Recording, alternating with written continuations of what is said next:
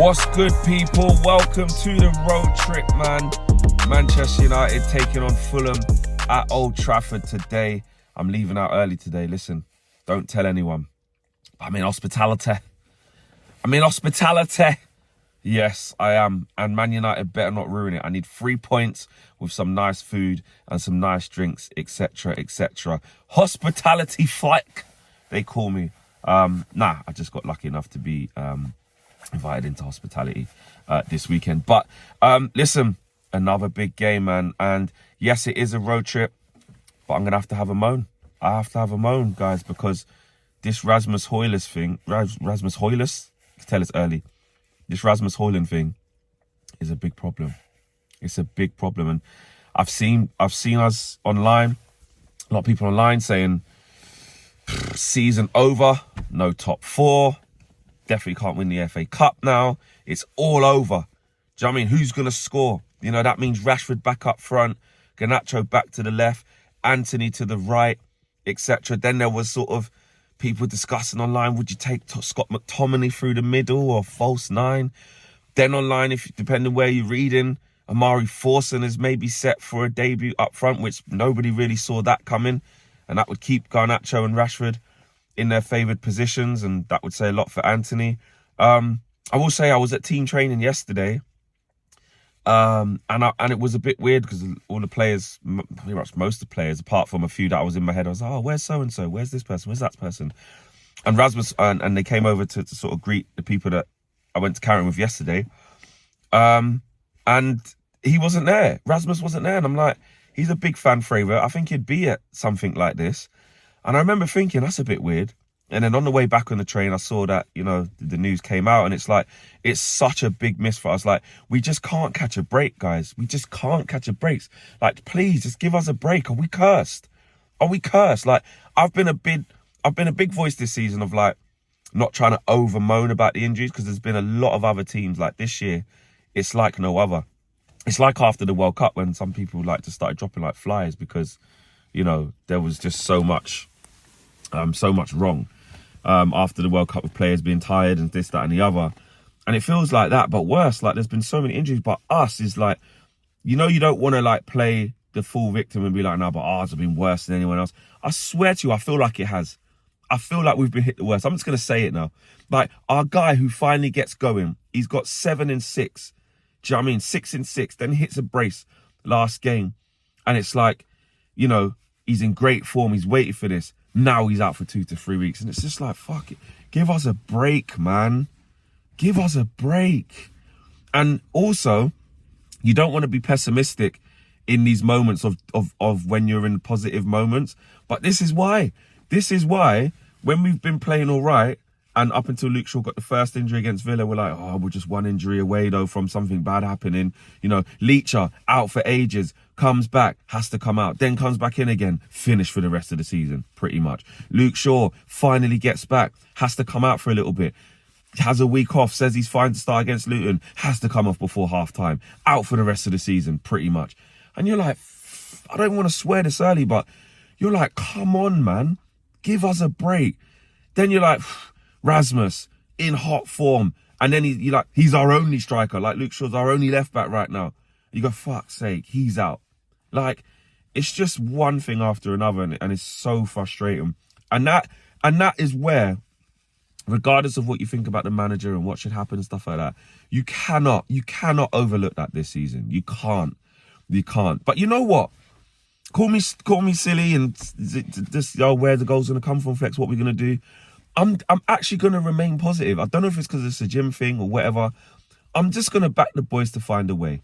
I might be doing that stupidly because I shouldn't, because flipping, you know, these are big injuries. You know, Luke Shaw, Martinez, and now flipping Rasmus, our only out-and-out goal scorer up front, our only number 9.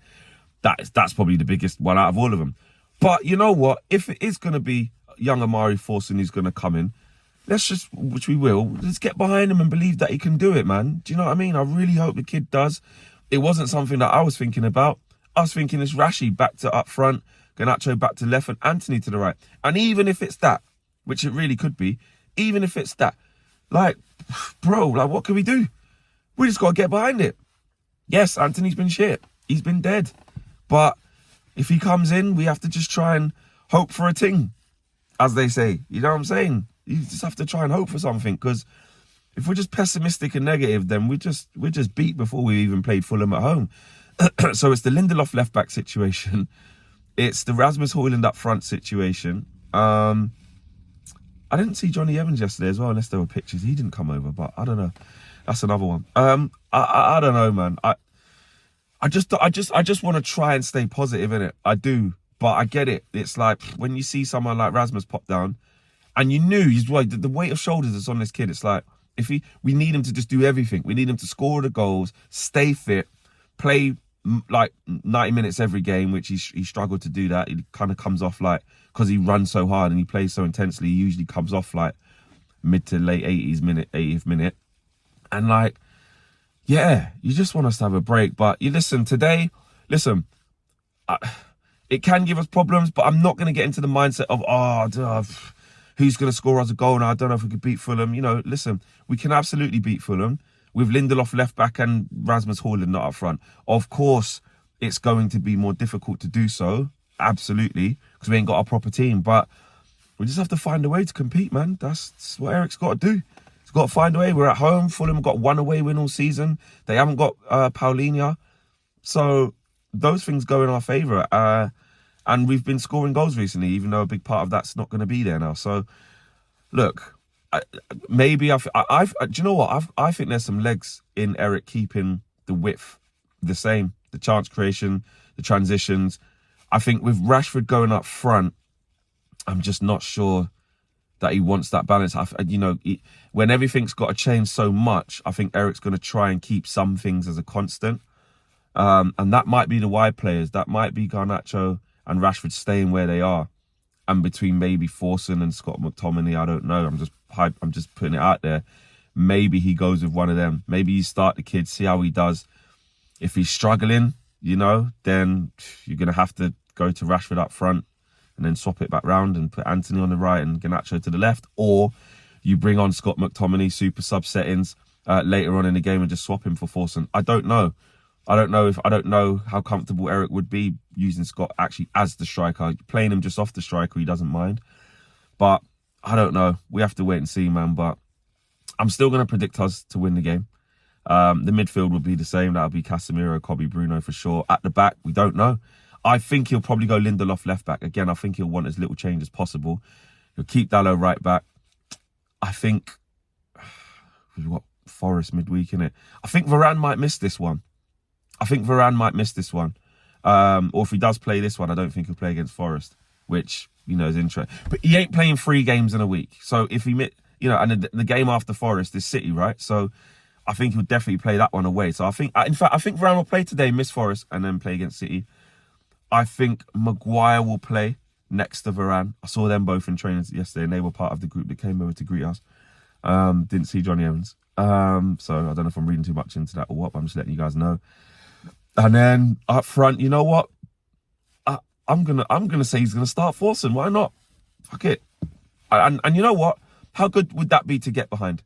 I know everyone said about Ahmad and what's he got to do to get a game and stuff like that. But according to the Academy report, I think so, Academy Scout, that the account on Twitter that was claiming that Forson could be starting, it was more of a stylistic thing as opposed to like Ahmad's just done anything wrong. So we'll wait and see. But I'm still gonna predict 3 points. I'm still gonna back us to get the job done, and we'll go from there, guys. Smash a like on the video, subscribe to the channel if you are. Peace. Tune into the match view, and I will have reaction from outside Old Trafford at the end of the game. Hopefully with 3 points in the bag and 5 on the bounce. Peace.